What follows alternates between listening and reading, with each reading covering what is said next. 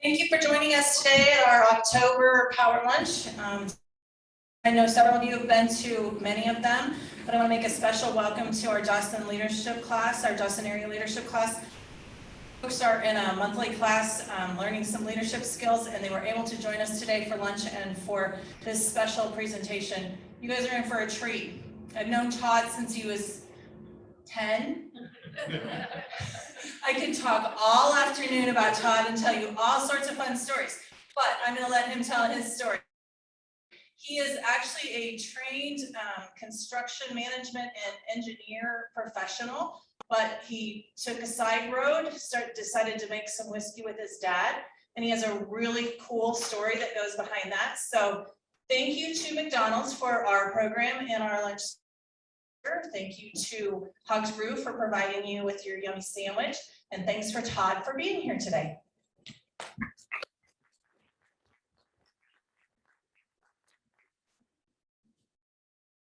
Can you guys hear me okay? Yep. I just wanted to thank you all really for being here. I've been meaning to get in touch with you on your car's extended warranty program. No, appreciate you, Deb. Thank you for letting me be here. Again, my name is Todd Roe. My dad and I own Lazy RW Distillery. We started years ago. August 2015 is when we got our license. Before I get going too much here, I have an outline that I follow when I do things like this, but I am all about questions. They make this so much more fun, and they allow me to gear it where I want to take it or where you guys are interested in and stuff like that. So if you have a question, I think Deb's going to be looking for hands. Throw them up, ask away, and we can get some of the things that maybe you guys are answering. Going in a little bit of the history, so I bet you all are thinking, you know, how could a guy that obviously had a lucrative modeling career want to make it? It really happened when my dad retired. He moved to Moorfield, and the only way you could see him, because the cell phone service at the time was horrible, and if you wanted to hang out with the old man, you had to drive up there and see him. Well, we started playing with these old family recipes, these old journals, and one of them had a corn whiskey recipe. So I tack welded a column on a 2-gallon pressure cooker. We just made some horrible tasting stuff. And thought, hey, we can do better. And I happen to be an avid reader, so I just went down the rabbit hole on how to make whiskey. I studied how corn was made into sugar, how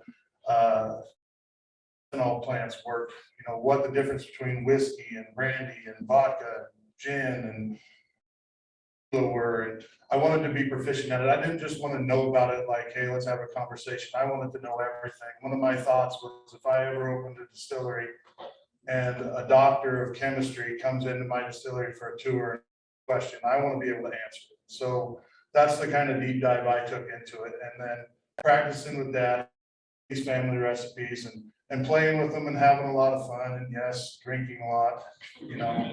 It turned into a business. And at first we only sold at our distillery for about the first 2 years. And then I did a tasting at the Nebraska Land Days, Taps and Tunes. And we just had a line of following people. And so we decided to look into distribution, and we were lucky enough to be picked up by Budweiser out of North Platte.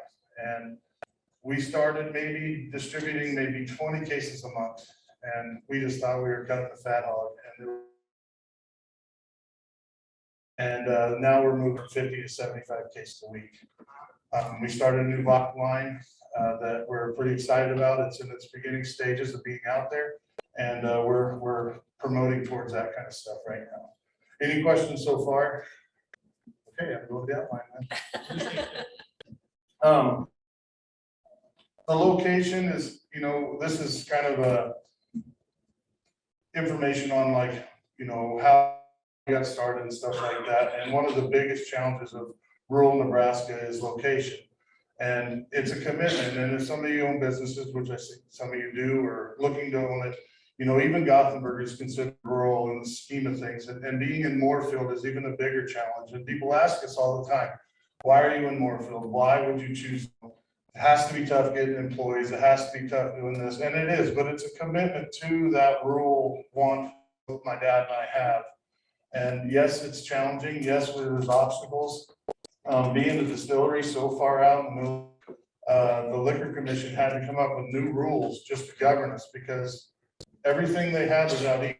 People were close and distributors were close. And, you know, I'd have a distributor in Omaha that wanted 40 cases and it took them 3 weeks to, that was hurting my business. So I got a hold of the liquor commission. I got a hold of my senator, Matt Hughes, and Mike Groening, who, by the way, I can text them at any time. I talk to them so much, but and said, we got to change this. For you guys are all about, well, here's a rural problem, and they helped me fix it. And we actually have permission now to take our product up to their dock, which is a huge game changer for us, which actually catapulted us from just dad and I hanging out, having fun, to let's get an employee in here and let's really crank this up. So we've been open 6 years. It took 3.5 years to convince my wife that, you know, I wasn't just gonna go drink with dad every day. I actually had a challenge in mind. I'd get home from work, she'd be like, drunk again. I'm like, me too. But it took a little time, and like Deb had brought up, you know, I've drawn houses. All I've ever really known my is how to swing a hammer and move a cow. I took an academic road towards engineering. Was very successful at it enough that it allowed me to cultivate this hobby into an actual business. And, you know, my ability to work with customers, work with and talk to vendors has only come into the business and been beneficial. Any questions? Yeah, please. One. There we go. We got one in the back. Shout it out. I'll repeat it. Lazy RW? So Lazy RW is actually, the question was, if you didn't hear it, was how do we come up with Lazy RW? It's our family cattle brand. If you look on the windmill, the little R is lazy on the tail, laying down. That's our family cattle brand. And we actually own cattle with that brand on. So that's how it all came up. Any other questions? One of the things I thought would be important is to talk about, like, you know, how we came up, the science we do. And one of the biggest things that we use is corn. And the reason we chose to go with corn versus other grains. So first off, I should say that, so you guys know, alcohol comes from many different things. So if you think about whiskey, it comes from a grain. Brandy, it comes from fruit. Gin comes from molasses or cane sugar, or not gin, I'm sorry. Rum comes from molasses or cane sugar, and vodka can come from anything.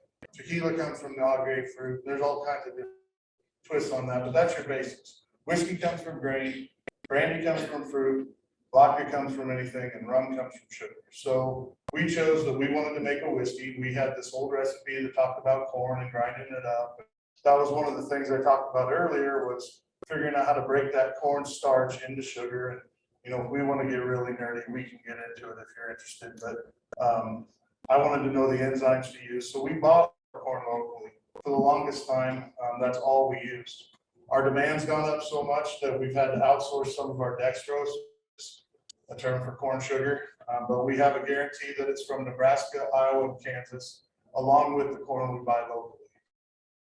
So that's a big part of what we do. It's part of our story. It was part of our beginning. We're not going to let it go. And it plays well. Like when we go to Omaha and stuff, people want to know that story. Like they pull us up on the Google and they'll see, oh my God, how many people live in Morphol? We're like 17, but there's only 15 there now. We're here, you know, stuff like that. It plays into who we are, and people like that. So our flavors, on the other hand, so alcohol generally is marketed to about 45 to 65-year-old males.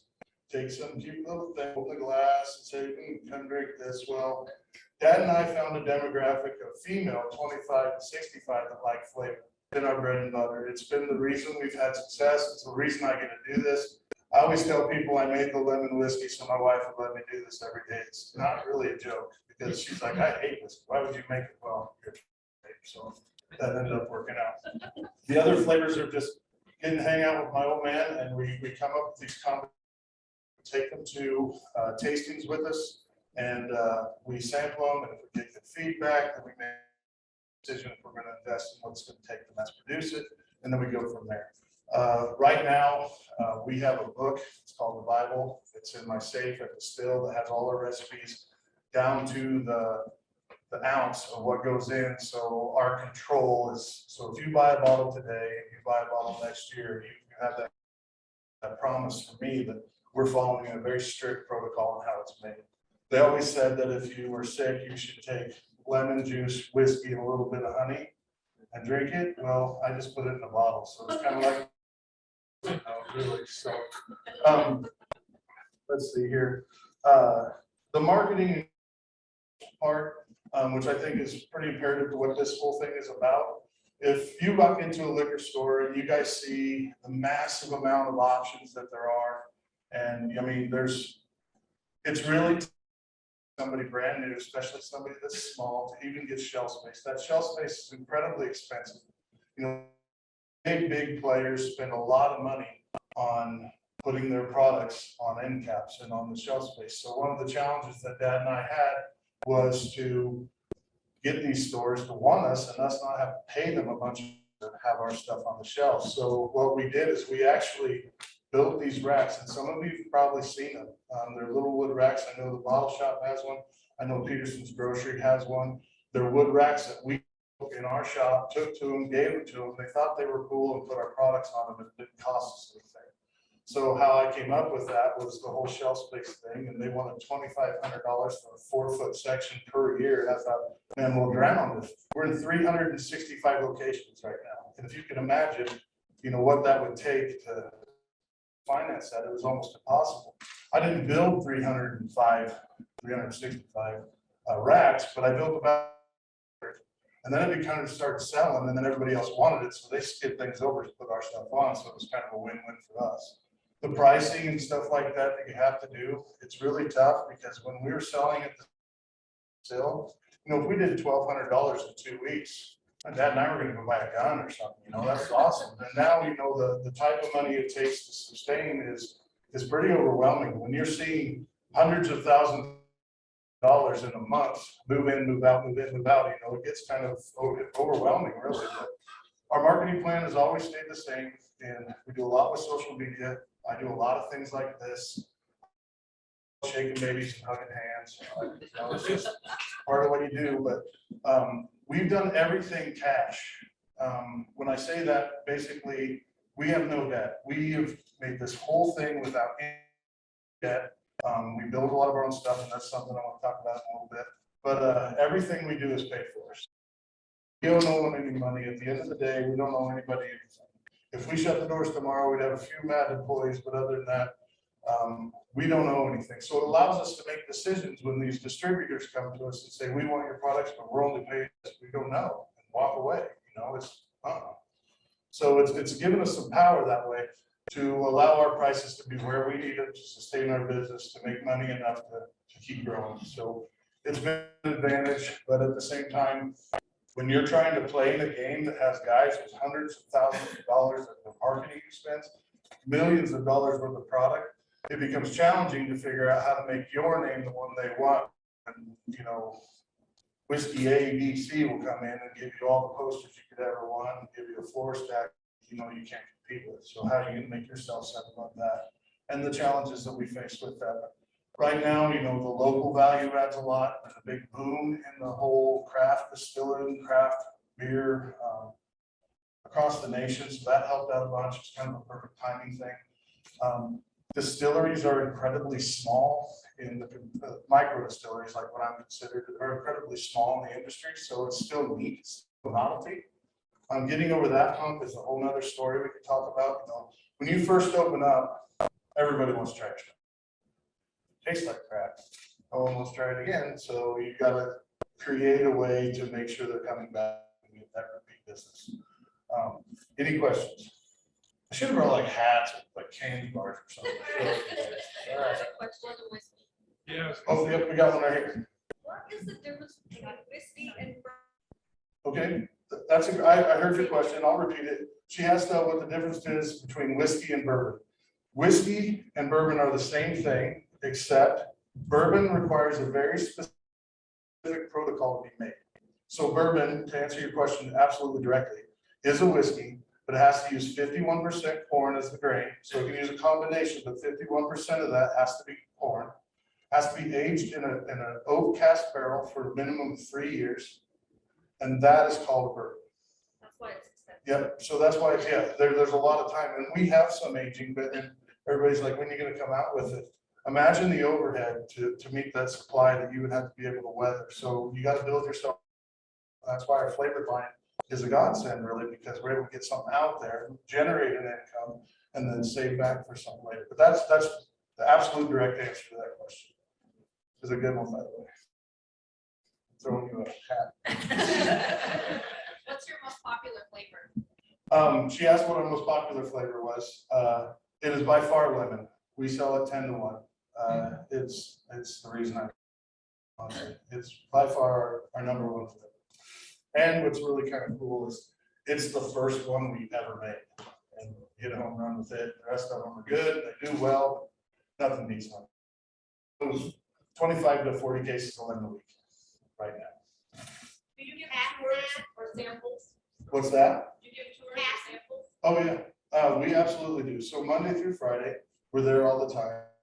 There. On Saturdays, we do it by appointment. So I have some business cards. Anybody wants to come up and talk to me afterwards, I'll give them our website, tells kind of our tours.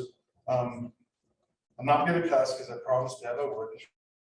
One of my favorite things that I always say is if you like guns, whiskey, and BS, come down to the distillery. I have a ton of it. So. Yeah, but come down on business. We love that. Believe it or not, in Moorfield, we don't get a ton of visitors, maybe 4 a month. We don't have an eatery or anything like that. I mean, we'll warm you up a hot pocket or something. It's more of the tour and how we do it. Our location's really small.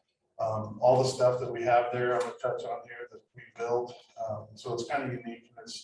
It's way different than if you go to like one of my good friends, Zach, owns Brickway in Omaha, and his stuff is just state of the art. Eric and Luke River, I can't imagine what he spent for that beautiful setup he has, but ours is pretty rough and homemade, and we figured out things to do ourselves that would work. It's just kind of our little spin on things. There's another one up here. We good? Do you patent your lemon whiskey? Is that something that is patent? No, so the only way you can patent something is if it's incredibly unique. I can hide my recipe, which we hold pretty close to the chest, but patenting something that already exists, you guys can go home and play with whiskey, lemon, sugar, honey, and come up with something similar. You know, the biggest thing competition is essential in this business. It can't scare you. If it does, you're doing the wrong thing. Get into something that doesn't have it, or choose a different career. Or money. But if competition scares you, you're limited from the gate. I always tell people, I'll help you build them right beside me, because I have a 6-year jump on you. And I'm going to help you as much as I can, because it only makes the industry stronger. If you think about it from a micro distillery perspective, and think about, man, I don't want all this competition, and somebody else came out with a lemon, like Western Sun has a very good tasting lemon whiskey. I think mine tastes great. I think theirs tastes great, but it doesn't affect me because our industry is so small. If you go up to somebody, especially now, and say, hey, what's your favorite beer? It wouldn't be terribly uncommon for them to say, oh, I found this cool craft brewery up here that makes this, that's incredibly good. I love it. But still in the whiskey world, if you go up to somebody and say, what's your favorite whiskey? Oh, Jack and Coke, Jim and Coke, all the big dogs are taking it over. So our industry is so small that competition, it's healthy, because it makes our industry bigger and better and stronger and more out there. You know, I'm a lumberyard guy, worked in it for a long time, 13 years. People would always come to me and say, does Blowdorn do well in North Platte? You know, there's 4 lumberyards. I was like, yeah, we do great. And they're like, how? I was like, if we were the only lumberyard in town, every contractor would be mad because we couldn't service it. So it's the same thing in the micro distillery world. If we were the only whiskey that existed, no one would really ever get to try it, because we would never have enough to mass produce and just go. I love it that I have 6,500 likes and 7,200 followers on my Facebook page. But if all of you bought a bottle every day, I wouldn't have enough to make. I wouldn't even satisfy that crowd. So the competition can be a scary thing. And leading back into what I was saying, if you're looking to open your own business, the best advice I could ever give you, if you're afraid of competition, There's no need to go to the bank. There's no need to do anything else. You're already running a losing game. You can't be afraid of that because you're going to do something better. You're going to be something better. You're going to be something different, and you're going to find that, and then you're going to grow on that principle alone. Any other questions? That was a really good one, by the way, Pat. So one of the biggest things that help us with the marketing too is we do tastings all over. We go everywhere. You guys, we talked a little bit about how many options there actually are. The biggest thing too is with all those options, if you go into a liquor store and no one's there to sample it or let you try it or have something you can try, the chances of you saying, hey, I want to take a chance on this unknown thing is going to happen. So one of the biggest things we do that I take Dad with me, my old man, like I said, he's 50-50 in this. He's kind of like a damn good dog. He just hangs out with me and helps me out. Somebody I bounce things off of, but we do a lot of tastings. Like I spent my weekend in Omaha this weekend. This weekend, I'm going into Grand Island. Next Thursday, I'm in Norfolk. Then I go out to Scotts Bluff, Valentine, stuff like that. I'm just constantly working it around. That's what I do. It's sampling my products and making my sales. So when my distributors come in and purchase my products, they know that I'm out there promoting it for them. I make their job easier. So they'll call in that next 50 order, that next 100 case order. So my guys at the still, they have the order board and I put it on there and they know what they need to make for the next week. So leading into that, what I have to do, the marketing, the talking. I know that there's a class in here, I think, that I was told about, a leadership class, which I think is amazing, outstanding. At Mid-Plains, usually a class a semester. It's usually geared towards the construction side, the estimating side. But one of the things is if you're in college or you're taking classes and you're not in some kind of communications class, you're already failed. I went to college with brilliant, brilliant people. I mean, I always tell people that structural engineers are the guys that still here on weekends because it's easier. But, you know, these engineers that I went to school with, they couldn't talk to anybody.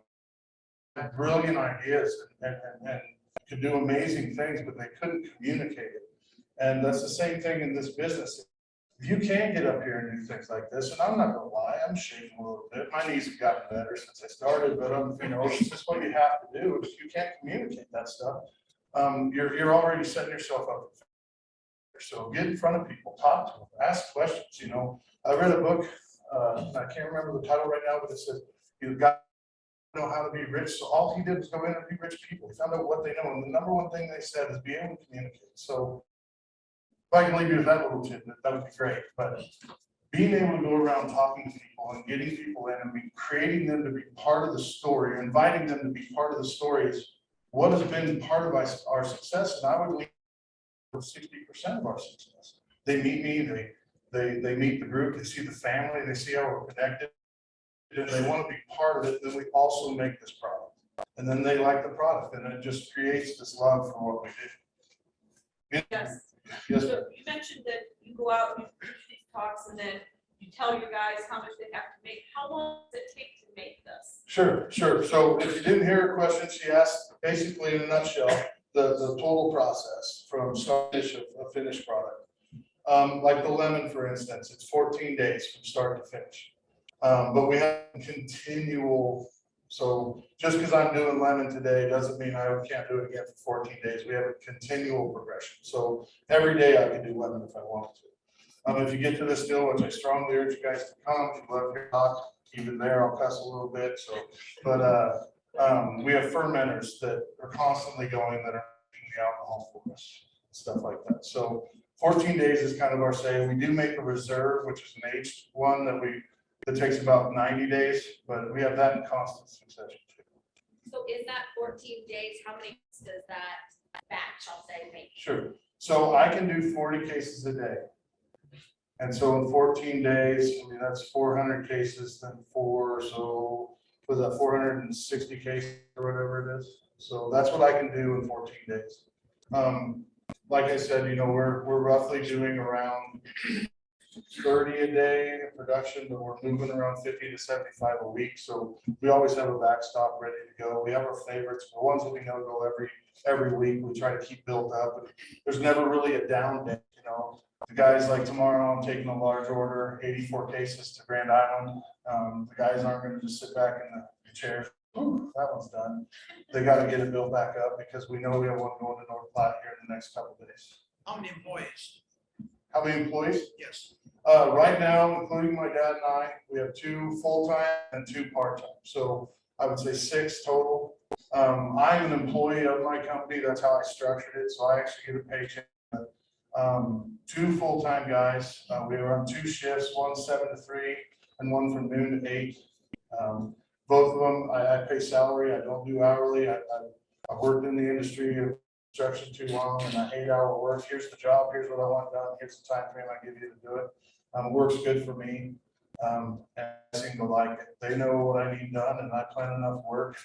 And they all hate it when I'm there because I can never sit still. I mean, not only do I have whiskey, I have cattle, I have a hardware store, I have, I love redoing old tractors. I mean, I'm constantly busy. So when I'm there, they're buzzing because they don't want me to think I need to stick around. But anyway, yeah, but to answer your question directly, there's 6 employees right now and looking for more. I'm very selective. This means the world to me. I always tell people I don't have a plan B. This is it. So if you're going to be part of my family and part of what we do, I need to see that investment on your side. Yes, sir. Come back a little bit about the leadership. Do you consider yourself a leader? I'm sorry, sir. What? Do you consider yourself a leader? Consider myself a leader? So yes, would be the, because anything less would not show confidence in who you do and what you are. Do I consider myself arrogant? No. But being a leader has a bunch of different things about you. If being a leader, if motivating someone else, that is the definition of a leader. It doesn't have to be that a boss and a leader are 2 different things. They can be linked, but a leader is someone that can motivate someone greater than they already are, or promote them to follow them into something else. So to be an owner of a business, yes, you're the sale, your name's on the building, but if you're not the leader that the people will follow, then you're going to fail. So absolutely, I consider myself leader. I don't consider myself arrogant. I don't consider myself more important than anybody else, especially that works for me, consumes my product, or that helps me distribute my product. But absolutely, I consider myself leader. All Yeah, please. So how do you use your leadership for impacting your community, the people around you? Sure. Can I use that? No, absolutely. And I think that's a great question. He's basically saying, you take leadership and tie it into every day and make it a benefit all the time. He said, just at work. So I've been a village board member for 12 years at Village of Brady. I've been involved in West Central Development on the board there. I was on the Nebraska Land Day Board of Governors for 5 years. I'm Cody Cap now, which is a separate, kind of a helping committee. I honestly think true leadership and the ability to do better, it extends past, just your work. There's a saying, and I'm going to inject it here because it's important to say. I don't like the saying, find something you love, you'll never work a day in your life. That is 100% false. It sounds clever. The true saying is, you find something you love, you'll work hard at it for the rest of your life. That's the way it should be said, because if you're not willing to work, nothing comes easy. And anybody tell you that is wrong, or they just had it given to them, and nothing comes easy. And if you're not willing to work, and true leadership is showing your guys, I don't go into my distillery and the guys go, man, I bet Todd's taking a nap today. No, they're like, work with him. We want to work as hard as he is. We know he's going, so let's go. And you lead by example. You lead by encouragement. You lead by your ability to understand their situation. I know that I have people that work for me. People have things that go on, and being flexible is part of being a good leader. Say, hey, I have to step in. He needs this time off. I don't feel bad for asking. You're afraid to come to me and ask for it. He just needs to know that as a leader, I'm going to step in and take care of it. He can go do his business, stuff like that. Any other questions? Well, the last thing, and I think we're getting close, correct? Yeah. Fine. All right.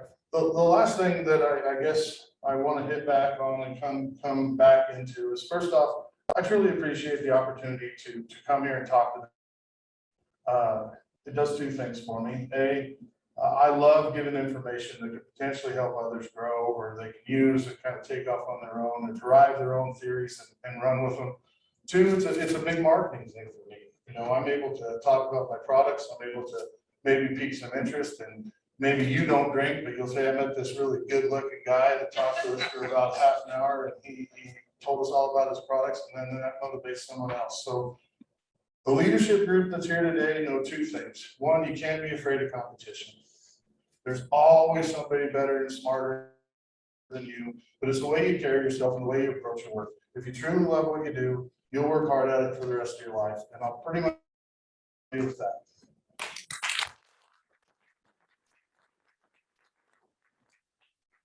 And I'm available, hang out if you guys need a card or something. One of my favorite things about Power Lunch is that I get to come up here and ask questions too, and thank the speakers who have come. And my question to you is, which one flavors is your favorite? Or no flavor? No, I love them all, but my absolute favorite is our reserve. We call it Daddy Juice because I'll let them sell everything out, and there's always a case of Daddy Juice sitting there. So yeah, my absolute favorite is that one. Is that the one that's 90 days, you said? Yeah, Has to sit there 90 days? Right, so truth be told, quick story, the whole reason Dad and I did this is we like having a bourbon and Coke, a bourbon and water, hanging out with the old man when he retired. So how cool would it be to make our own? And so now we have the reserve, which is the closest thing we'd have to a bourbon. Awesome. So were there any other questions from the crowd before we go today? Yes, ma'am. What are your future plans for your distillery? So that's a great question. If you guys didn't hear, is what is our future plans moving forward? I have no aspirations to maintain the status quo. I'm going this direction. Every year since 2015, we've grown at least 30%. This year, even through COVID, we did 25%. This year, it looks like a 40% growth. I want to continue that trend. I want to move into other states. I want to register. I want to make products that are more affordable. I want to get into different markets. Right now, we have a novelty flavored whiskey. I want to get into consumer whiskey, which is like a lesser price, like a bottle of vodka for $12.99 or a bottle of whiskey for $9.99. I want to get into those markets where it's volume based and it flips. It's not a huge money maker. You're obviously making money, but you're flipping a wheel of money. So if it's $22,000 a month, you're just turning that wheel constantly, and it makes your cash flow better. So when you're waiting on those big orders for the flavor to come in, you've got this wheel of money on the other side just generating, and you're keeping your guys busier. You're bringing on more employees. You're expanding your base. How much does a bottle cost now? Right now, I'm seeing it anywhere from 24 to 30 bucks a bottle. Unless you're looking to buy two of them, then you're looking at about $60. But no, I've seen places in Omaha that I know what they buy it for and sell it for $45 a bottle because it's such a demand. I know stores that use it for loss leaders. That's a whole nother subject to talk about, but they have it there making just enough to get people in the door, and then hopefully they'll buy beer another day. The bottles are cheaper, so. You don't dictate what they sell it for? No, zero. So the state of Nebraska and the Liquor Commission, and most every state, there's not one in the union that doesn't do it this way. They're all a little different, but there's a 3-tier system. There's a manufacturer, there's a wholesaler, and there's a retailer. As a manufacturer, I can have nothing to do with retail, and I can have nothing to do with wholesale. So I can only sell to wholesale, and I'm done. So I sell it at my cost to them. What they mark it up to is on them. Now, I'm not saying games don't happen where the wholesaler will call me and say, hey, I have a 50 case order here to this one location. I want to bring it into them a little cheaper. Will you meet me somewhere? And I'll say, yeah, I'll discount 10 cases at half price, bring the whole cost of that 50 into you lower so you can market, we play games like that all the time. And that's probably 90% of my job is shaking babies and hugging hands and doing that kind of stuff. Awesome. Okay, well, thank you so much today for so much information. Such a wide wealth of from agriculture to leadership to business strategies to even just personal motivation in life, and I love that. Next month, we are going to be having with us Dr. Austin Fletcher with Holistic Healing. He will be our topic next and speaker next month. So come back in November for that. And tell a friend. I think this is a great opportunity and such a treasure we got this year. And we also had a brief survey when you came in and were eating and saw that on the screen. We would appreciate any feedback that you have that you can give as to whether how we are planning this moving into the future. I'd like to thank the Sun Theater as always for doing an amazing job hosting us, the Chamber of Commerce for always coming up with creative things for our community and our businesses and our leaders in our community. And I would like to just invite you to come back. We'd love to have you come back, and let's give one more round of applause to Todd.